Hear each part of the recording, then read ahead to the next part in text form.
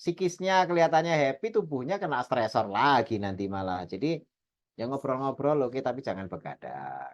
Cari waktu yang enak, itu hiburan gitu ya. Zikir ibadah itu juga baca Quran dengan murotal, wirid, ya kan, ala bidzikrillah tatmainul qulub gitu ya. Hati dengan berzikir itu akan menjadi tenang gitu kan. Wisata tadi yang healing, banyak syukur.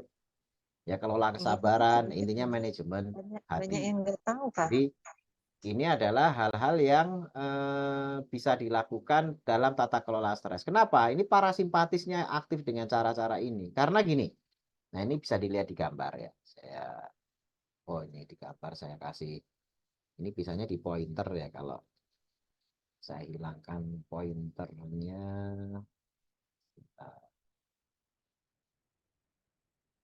bisa juga sekarang beralihnya ke pointer. Oke, jadi kalau kita lihat di sini, saya langsung lewat pointer saja kalau begitu. Saya ambil warna biru aja sesuai ini.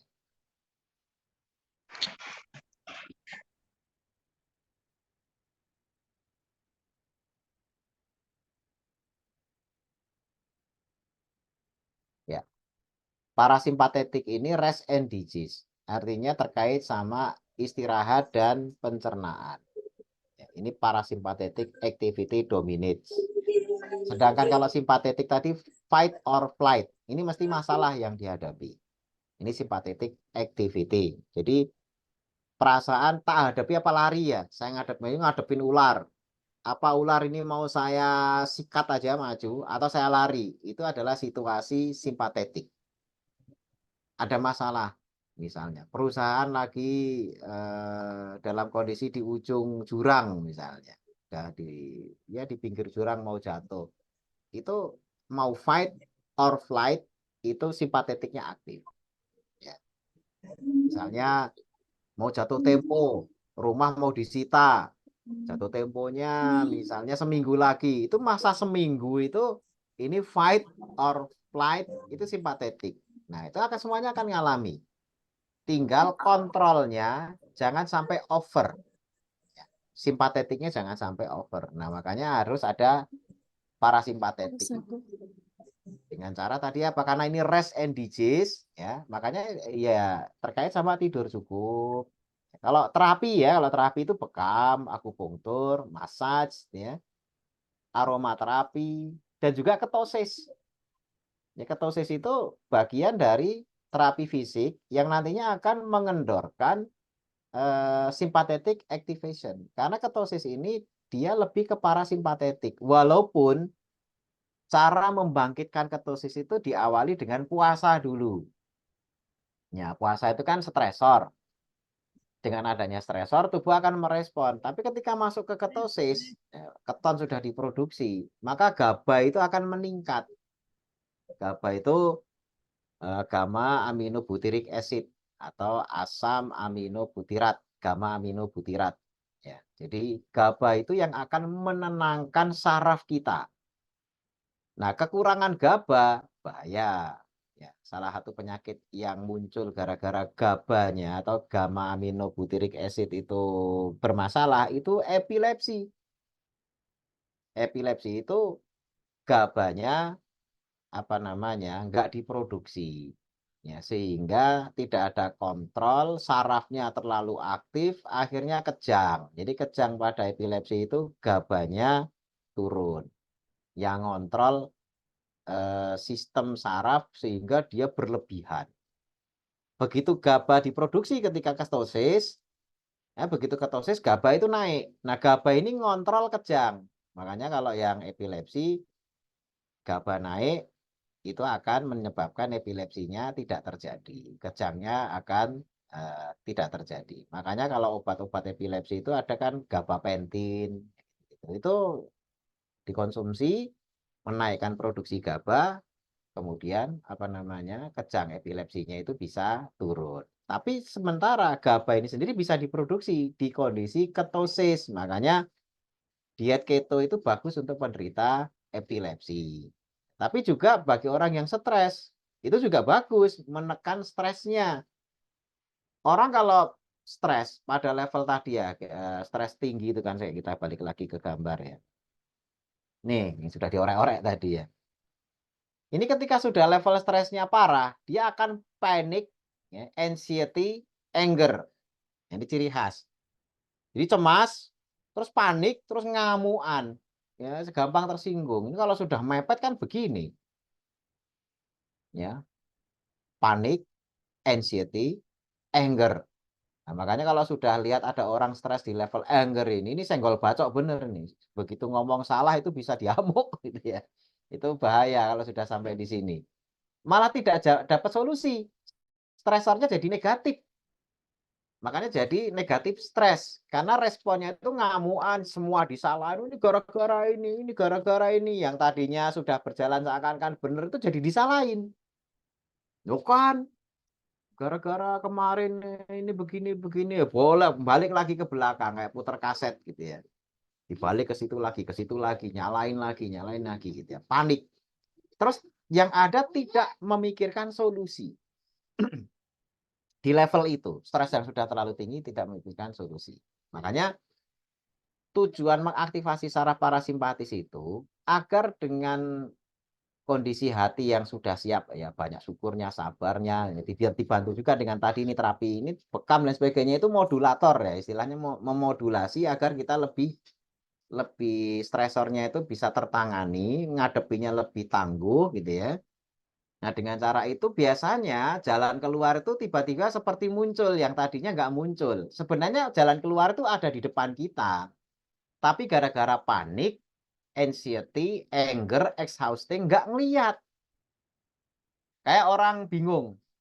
Ya orang bingung itu nyari alamat tapi panik. Waduh, ada acara jam 11. Ini jam 11 kurang 5 menit itu kok nggak nemu tempat acaranya. Oh, masuk gang, tersesat makin bingung. Padahal gangnya di situ, deket situ. Tapi seperti nggak terlihat gara-gara bingung. Di map katanya di sini kok nggak nemu gitu ya, saking paniknya. Orang panik kan ya barang di depan mata aja nggak kelihatan karena panik.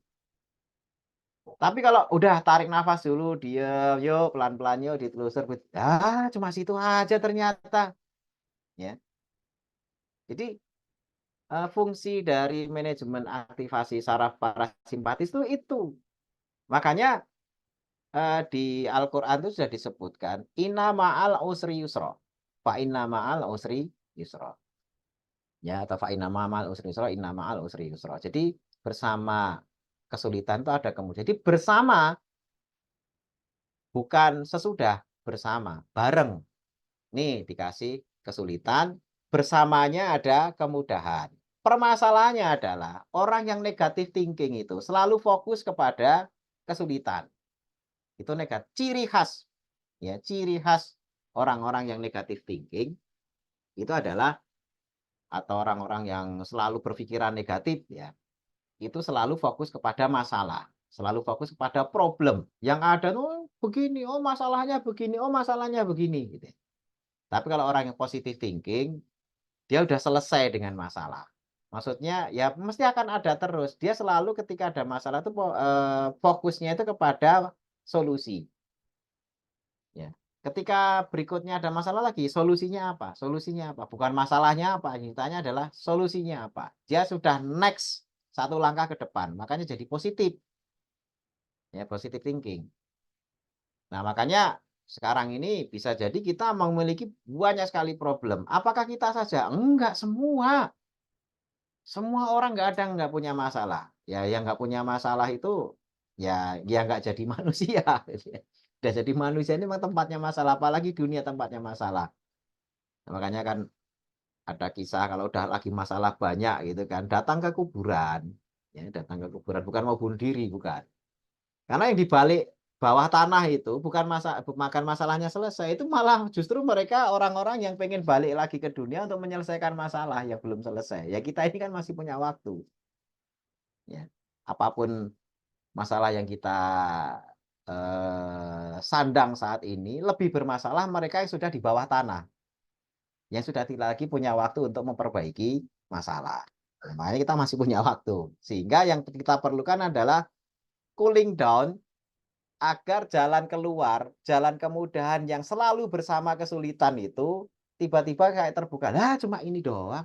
Oh ini ternyata masa ininya, solusinya. Kalau masalahnya nggak usah diajari, itu udah kelihatan. Ya. Yang perlu ditunjukkan itu adalah solusinya. Dan solusi itu seringkali harus bareng-bareng dengan orang lain. Makanya bekam. Mana ada orang bekam dirinya sendiri. Akupunktur, ya tetap minta tolong orang lain. Ahli akupunktur pun kalau lagi pengen diakupunktur gitu, ya mesti orang lain. Ya gimana mau nancepin titiknya harus pas di punggung. Titik nomor sekian di punggung di dekat ini nih, ya nggak bisa dia sendiri. Harus orang lain. Makanya ketika kita punya masalah, kita tuh punya blind spot.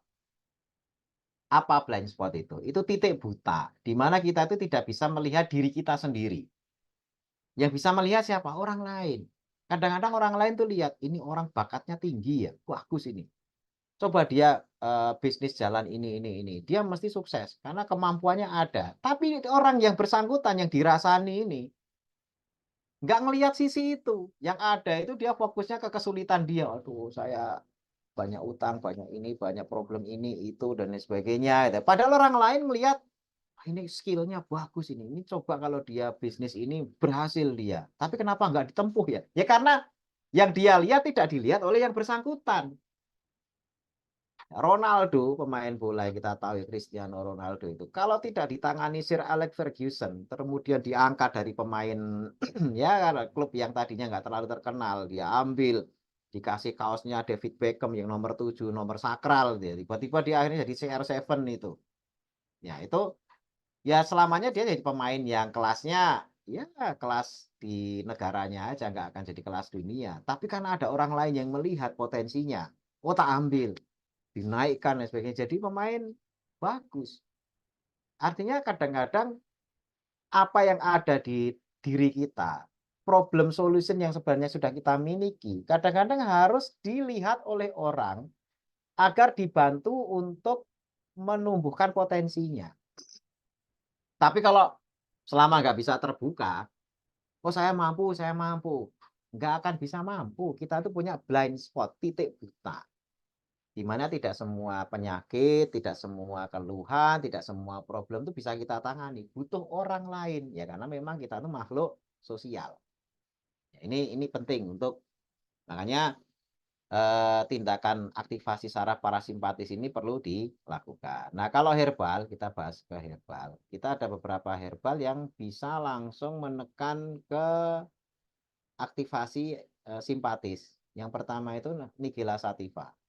Ini kan manfaatnya banyak ini ya. Ini kandungannya polyunsaturated fatty acid, volatile oil, gitu ya, dan macam-macam ya, fitosterol dan lain sebagainya. Ini semuanya sebenarnya kaitannya sama stres. Dia adalah aktivator parasimpatis dan menekan aktivitas simpatetik apa namanya dari saraf otonom kita.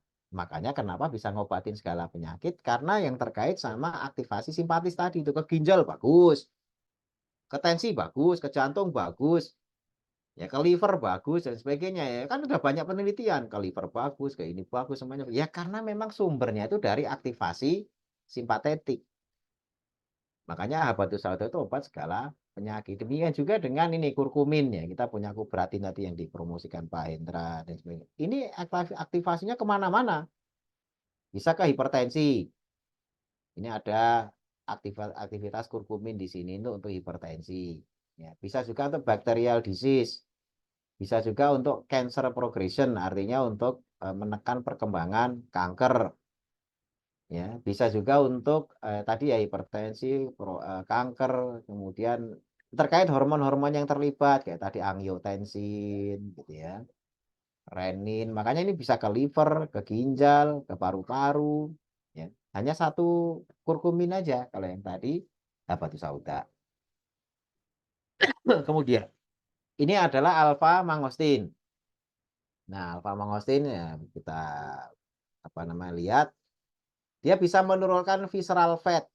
Visceral fat kemarin kita udah bahas ya di obesitas. Saraf apa bukan saraf, lemak yang ada di dalam rongga tubuh, visceral fat. Ini bisa menurunkan visceral fat. bisa menurunkan berat badan, weight gain. Untuk program diet ya alpha-mangostin ya. Kemudian untuk menaikkan glucose tolerance, artinya nggak gampang naik glukosanya. HOMA-IR, insulin sensitivity-nya itu juga bisa naik.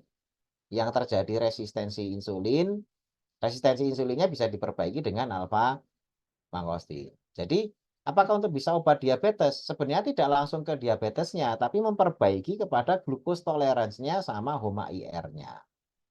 Kemudian dia memiliki aktivitas menurunkan HbA1c. Ya, ini biasanya pada penderita diabetes itu dicek ini. Ini HbA1c itu apa sih? HbA1c itu adalah rekaman dalam bentuk video yang memvideo kondisi gula darah kita selama 3 bulan. Jadi itu ibaratnya seperti video. Kalau Bapak Ibu ngecek kadar gula darah, itu seperti motret, bukan video. Motret hanya dia 1 detik itu. Ya potret kan nggak ada panjang ya, kalau panjang kan video. Ya, misalnya dicek jam berapa? Jam 9 pagi. Ya kadar gula darahnya jam 9 pagi segitu. Itu seperti motret. Nah, kalau jam 10 nanti berapa? Nggak tahu. Jam 8 tadi berapa? Nggak tahu karena diceknya jam 9. Makanya kalau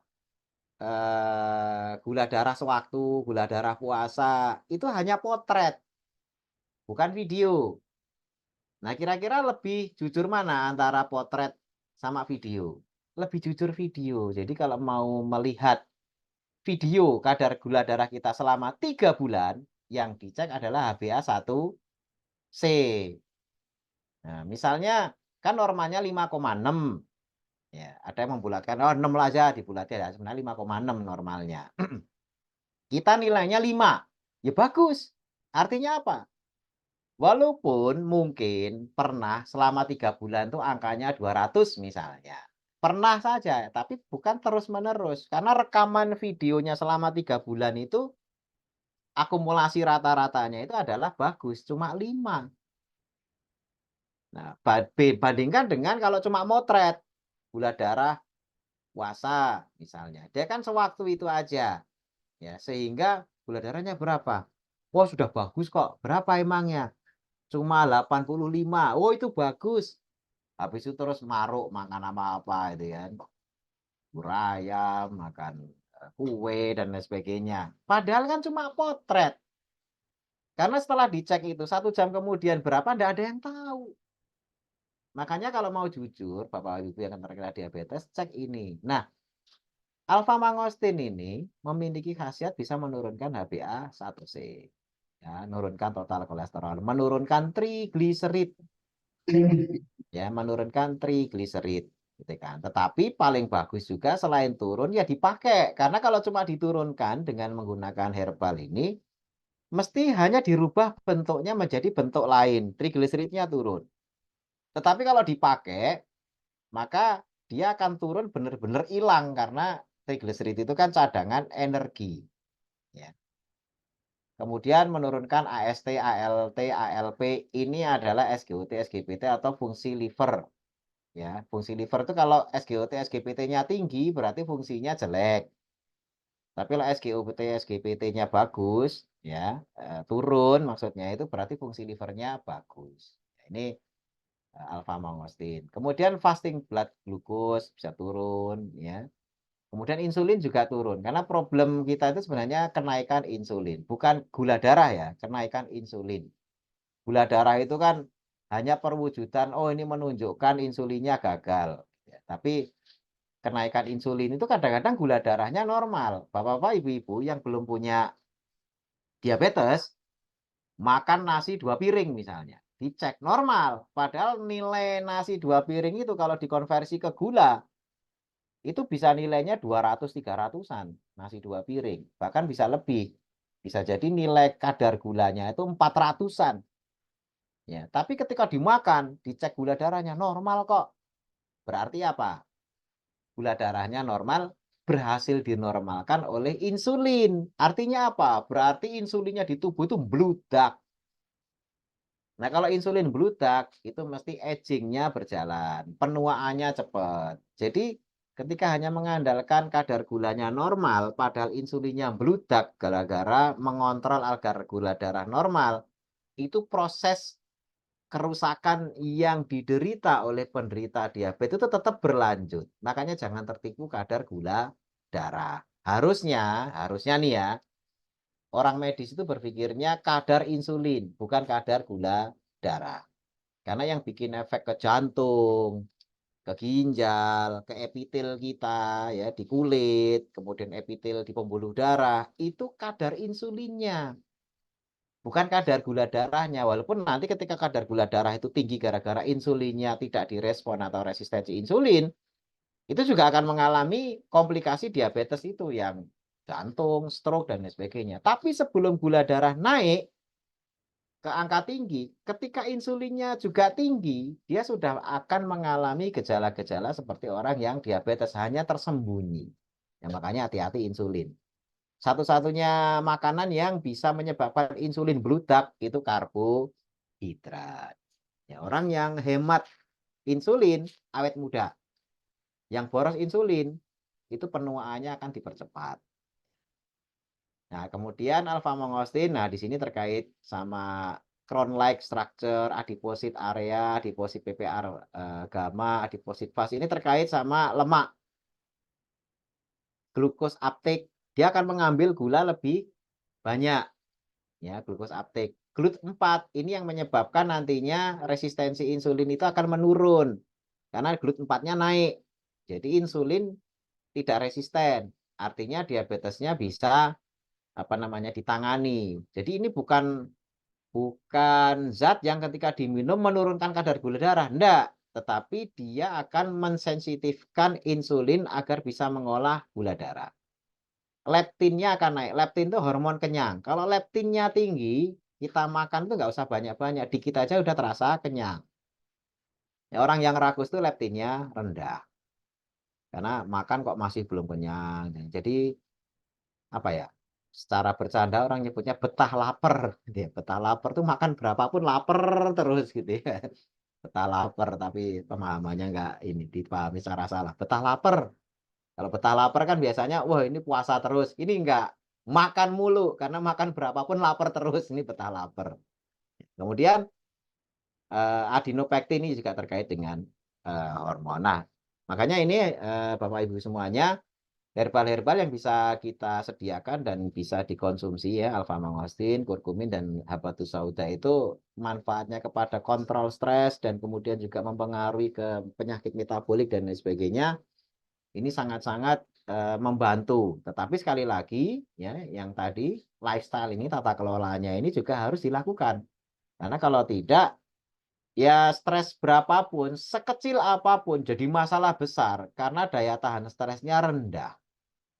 Ya, daya tahan stresnya itu rendah. Makanya yang harus kita bangun itu adalah daya resiliensi, daya ketangguhan, daya menghadapi stresnya. Kalau stres yang datang itu kan kita nggak bisa ngatur seberapa besarnya. Tapi kalau daya tahan stres itu kita bisa ngatur. Makanya menyusun tubuh kita itu agar mampu ditimpa stresor yang besar itu menjadi penting. Sehingga ya orang yang terbiasa menghadapi masalah-masalah besar itu ketika dapat masalah ya biasa aja. Karena memang sudah kapasitasnya dia menanggung masalah-masalah besar. Yang jadi masalah itu adalah masalahnya sebenarnya kecil, tapi orangnya itu nggak pernah ngadepi masalah besar. Jadi seakan-akan masalahnya gede banget gitu ya. Padahal orang kan lihatnya, masalah apa sih? Oh itu di kantor cuma diomongin begini. Alah, kayak gitu aja bikin stres terus ini bunuh diri malah misalnya gitu ya. Itu sebenarnya kadang-kadang bukan masalahnya yang besar, tapi memang kapasitas dirinya itu tidak bisa menghadapi itu gitu ya. Atau tidak berhasil mengelola dirinya untuk bisa menghadapi stres yang sebenarnya hanya kecil. Baik, itu mungkin Pak Hendra dan juga